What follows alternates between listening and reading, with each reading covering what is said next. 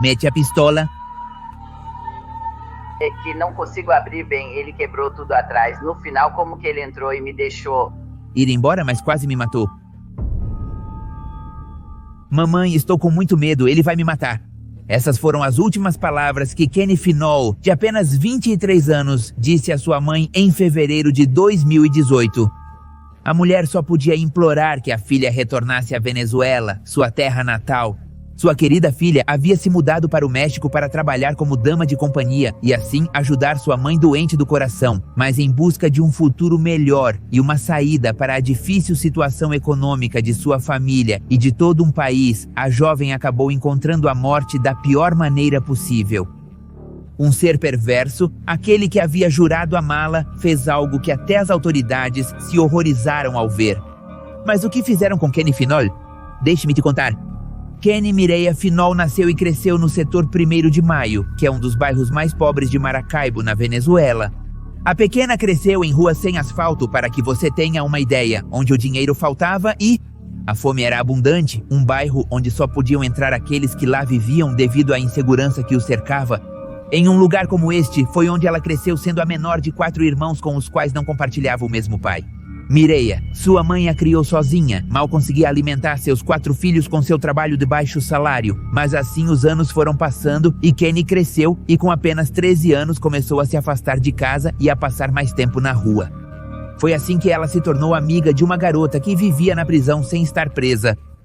Um lugar perigoso onde se programavam privações de liberdade, tráfico de entorpecentes e extorsões. Mas a jovem não via os perigos que a cercavam, só queria se divertir. Era jovem como qualquer adolescente de sua idade, assim começou a sair para festas, a beber e fumar. Segundo seu vizinho, ela não temia nada.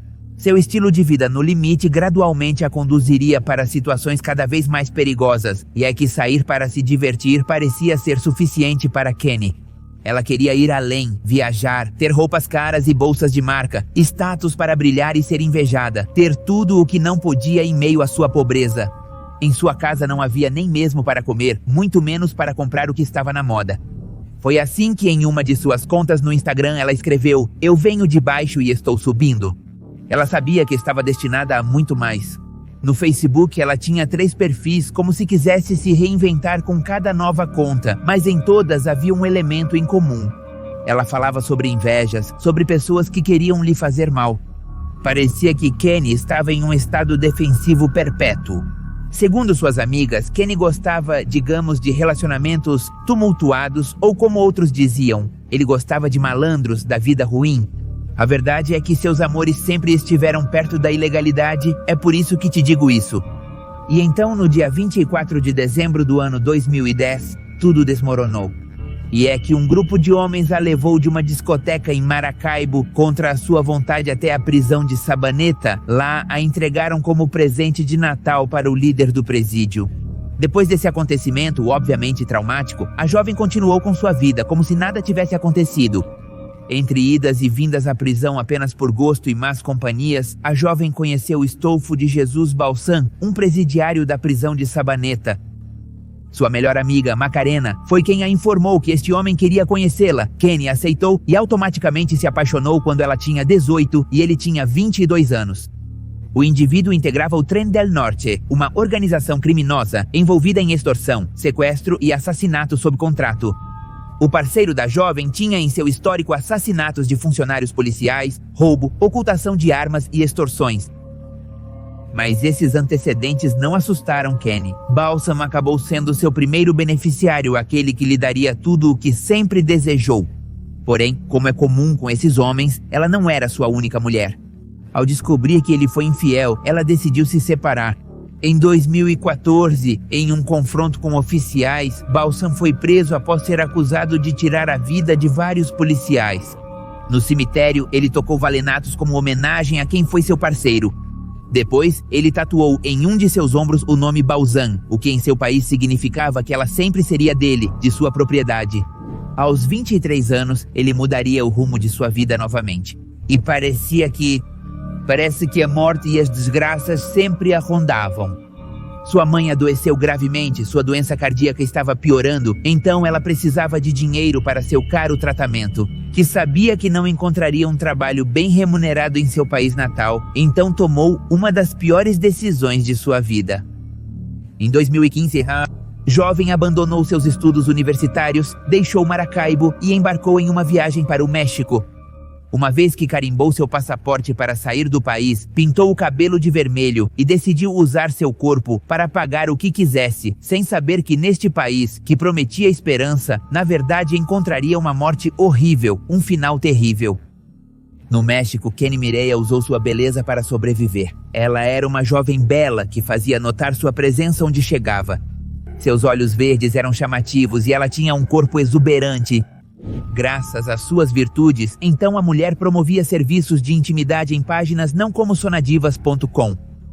Uma hora de serviço íntimo prestado por uma jovem desses portais era paga entre 2.000 e 5.000 pesos mexicanos, entre mais ou menos 100 e 200 dólares. Finol era a mais cara. A La Parra então começou a oferecer seus serviços como acompanhante, a uma pessoa que atua como acompanhante remunerado. Se, como dissemos ontem, ser uma acompanhante é de enorme risco. As mulheres que se dedicam a isso estão constantemente expostas ao perigo, sem exceção, até mesmo à morte. O tempo passou e sua vida continuou em constante ascensão. Assim, ela também aceitou trocar seus serviços íntimos por cirurgias estéticas. Seios grandes, bumbum, abdômen perfeito e definido. Era para que a garota do bairro fosse um sinônimo de sucesso. Na verdade, suas redes sociais eram o meio que ela usava para mostrar que havia superado a pobreza. Seu sucesso no México foi retumbante. Depois veio Madrid, Panamá e Colômbia. Chegaram os perfumes caros e as roupas de marcas internacionais. Em suas redes sociais, publicou fotografias com os presentes que seus clientes lhe davam: dinheiro em espécie, iPads, telefones celulares e joias. Mas o mais importante era enviar dinheiro para sua mãe. Kenny sempre pensava em sua mãe, para quem queria comprar uma nova casa fora do seu bairro. Para a mulher, Kenny era uma boa filha que a ajudava e estava sempre atenta para enviar dinheiro e fazê-la feliz. Suas amigas também diziam, por outro lado, que ela queria ser como Paris Hilton, aquela mulher bilionária que tinha tudo o que desejava com um estalar de dedos. Foi por ela que pintou o cabelo de amarelo muito claro ou loiro. Seus seguidores começaram a aumentar. No Instagram, ele tinha 33.000 seguidores. Por outro lado, Kenny morava em um apartamento com vista privilegiada na cidade do México. Por noite, ele poderia cobrar entre 2.000 e 3.000 dólares por serviço, já neste ponto. E ele também retornava à Venezuela às vezes. Em uma de suas viagens, de fato, ela conheceu Maurício Gudinho, de quem ficou grávida. Infelizmente, ela perdeu o bebê. Depois desse episódio traumático, ela voltou ao México e tatuou um M e um J com asas de anjo e uma auréola. Uma homenagem ao seu bebê não nascido. Esse momento foi um ponto de virada novamente para a vida de Kenny.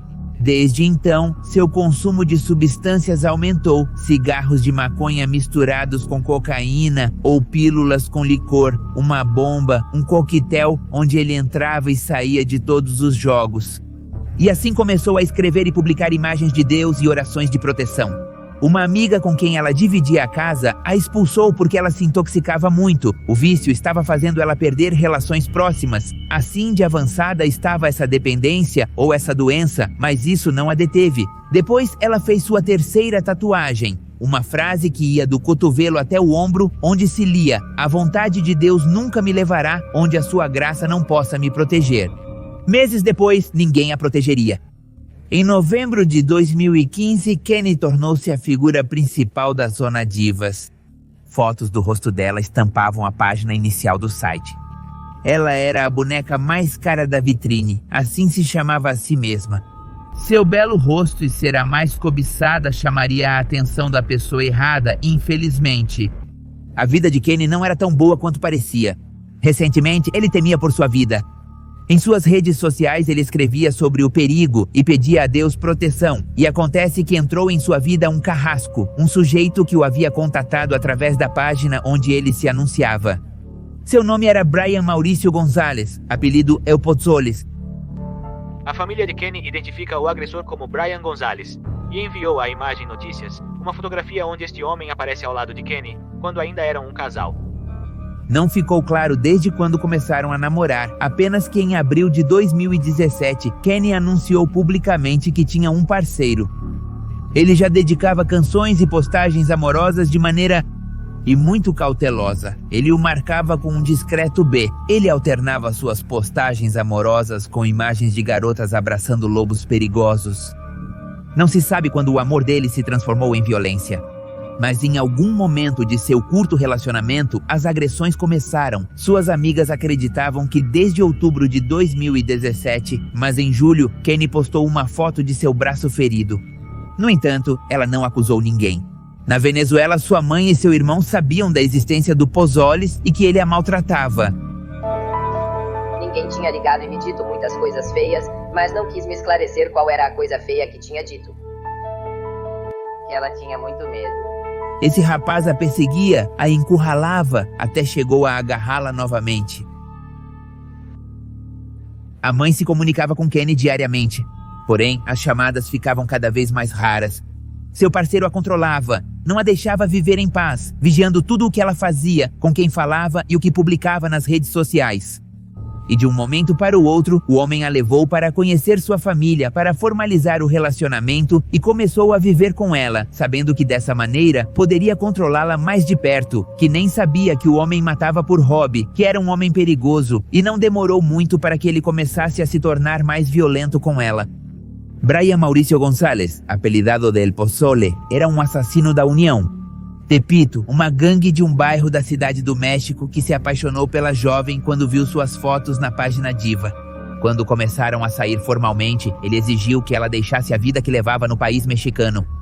Pozole queria que Kenny abandonasse seu emprego como trabalhadora de carícias, pois isso provocava ciúmes nele. No entanto, ela se recusou firmemente, considerando seu trabalho como sua fonte de independência, o que levou à sua decisão de terminar o relacionamento com ele em setembro de 2017.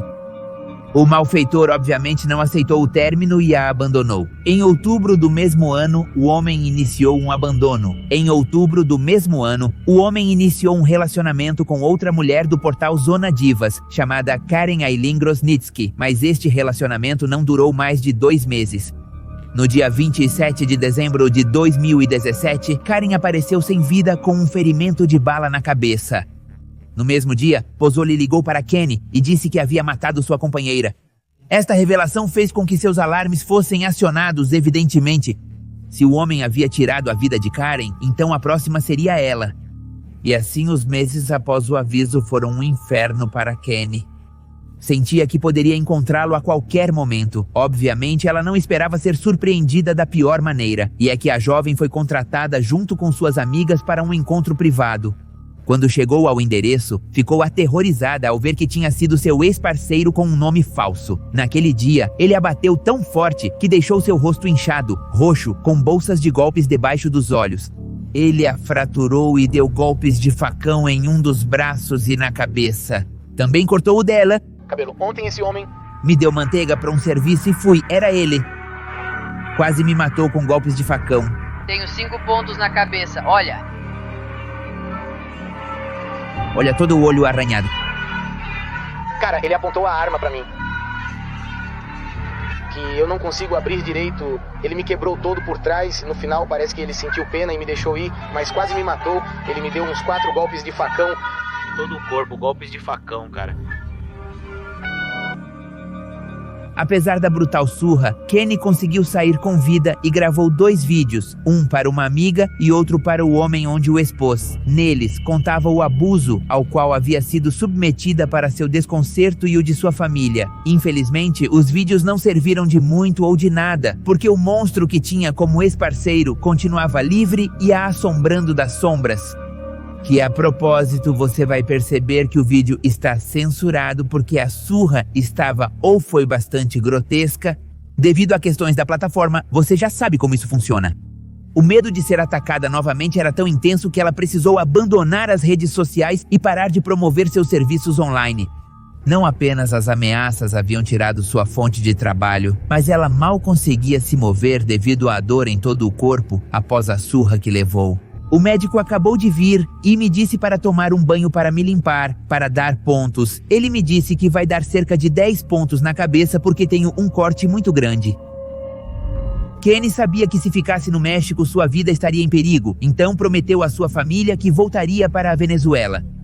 Para seu azar, seu passaporte estava vencido e precisava aguardar a renovação. Enquanto esperava sua fuga, Kenny deixou de ser aquela jovem extrovertida. Ela passou o último mês de sua vida trancada por causa das ameaças de Pozzoli. Em dezembro de 2017, ele disse algo que a deixou com o sangue gelado. Matei todas elas, agora é a sua vez. Kenny sabia que seu ex-parceiro iria cumprir sua promessa, então ele se afastou o máximo possível das redes sociais e de suas fotos diárias, onde contava tudo o que fazia. Em seu penúltimo post no Instagram, ele compartilhou o seguinte: "Não permita que minha morte seja violenta." Infelizmente, Pozzoli não ouviu seu apelo, tornando sua morte a pior das torturas e sofrimentos. Na boca, a pistola. Não sei se minha...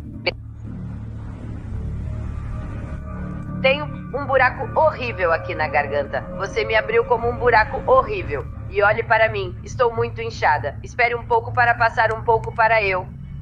Mobilize-me, porque não consigo me mover. De qualquer forma, não vou sair daqui de casa até que a inflamação diminua para eu poder me mover.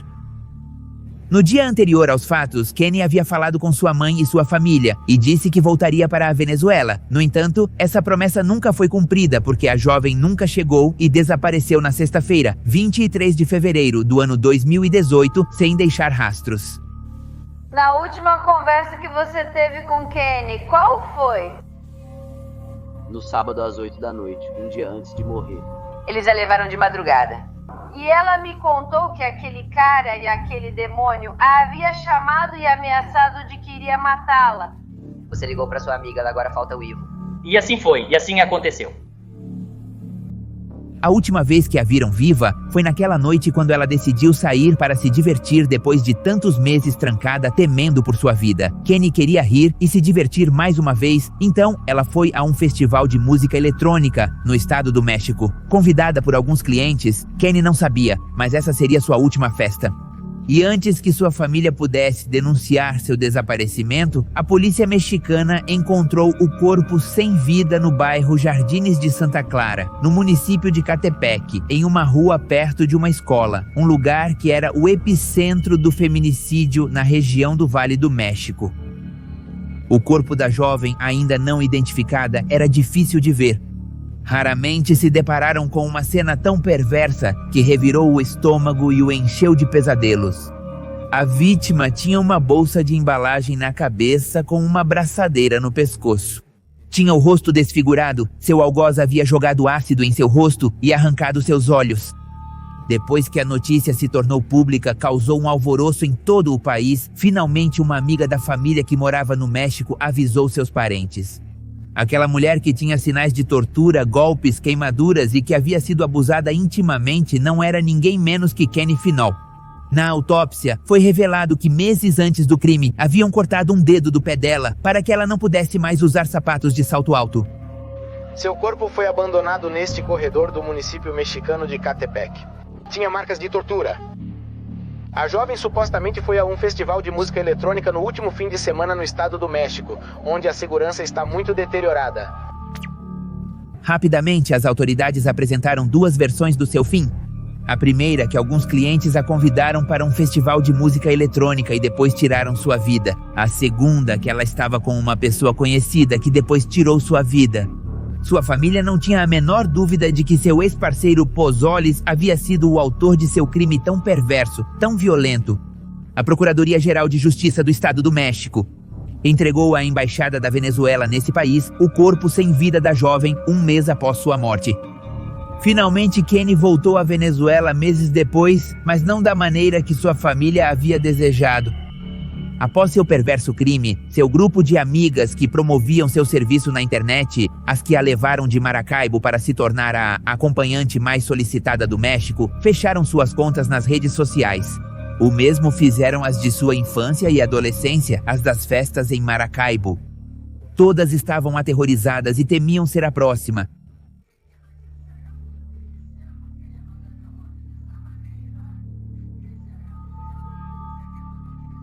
Olhem, eu peço a vocês pela minha alma e pelo... Alma dele.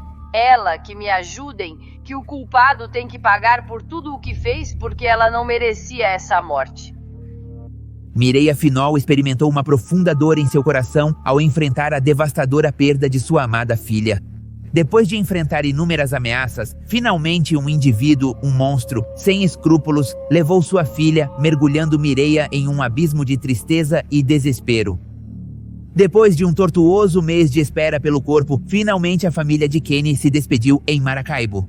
A mãe, sobrecarregada de dor, deixou escapar todas as suas emoções enquanto chorava sobre o caixão de sua filha. Lá, familiares e amigos se despediram. No entanto, a luta estava apenas começando. Quem fez isso com a jovem tinha que estar atrás das grades pelo resto de sua vida. Assim, os meios de comunicação identificaram Brian Maurício Miranda, conhecido como El Pozoles, como o principal suspeito de ter tirado a vida desta mulher, que também tinha mantido um relacionamento com Kenny. Não havia a menor dúvida neste momento de que ele era o responsável. Depois de 1 ano sem respostas, finalmente o Pozoles foi detido em fevereiro de 2019, mas por outro crime, não pelo feminicídio de Kenny. O criminoso foi detido por agentes da Subsecretaria de Inteligência Policial. O homem estava a bordo de uma caminhonete Taos e tinha em seu poder uma arma, além de pacotes de substâncias que incluíam o ouro branco cristal e a erva A Felicidade. Ele também tinha 2.600 pesos em dinheiro vivo. Na sua detenção, ele foi associado a vários desaparecimentos de mulheres na capital do país, bem como a privações de liberdade, extorsões, tráfico de armas e de substâncias. No momento da sua detenção, ele estava com a sua namorada Cassandra Rodrigues, de origem venezuelana, assim como a sua última vítima. Embora a sua detenção não tenha sido pelo crime de Kenny, a família dele tinha esperanças de que o mantivessem atrás das grades. Infelizmente, no México é o 4º país com maior impunidade do mundo, então no dia 19 de novembro do ano 2022, quase 5 anos após a morte da jovem, faça o caso de alguma outra garota, não sei, alguém faça o caso de alguma outra garota, não sei, alguém famosa ou alguém que se mova neste ambiente, você pode deixar aqui embaixo na caixa de comentários ou qualquer tema que esteja em tendência, como por exemplo agora está o de Garavito. Há uma nova série. Se você gostaria que eu abordasse este tema, deixe aqui na caixa de comentários.